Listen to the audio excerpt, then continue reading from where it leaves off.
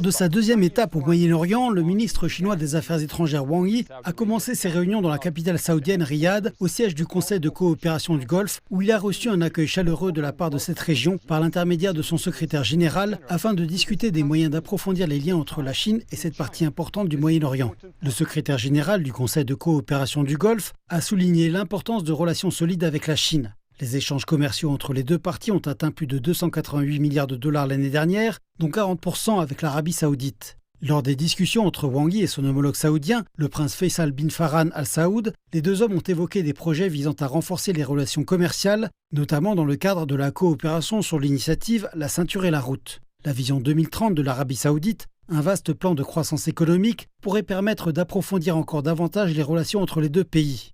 Dans cette vision, l'Arabie saoudite s'est fixée pour objectif d'attirer jusqu'à 3 millions de touristes chinois chaque année. C'est pourquoi la Chine a été l'un des premiers pays à bénéficier d'un assouplissement des conditions d'obtention de visas. Aujourd'hui, les deux ministres des Affaires étrangères ont signé un accord visant à étendre cette facilitation des visas aux diplomates.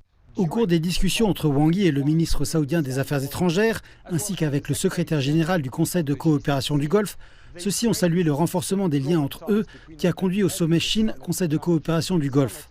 Tous se réjouissent à l'idée d'organiser à nouveau cet événement l'année prochaine.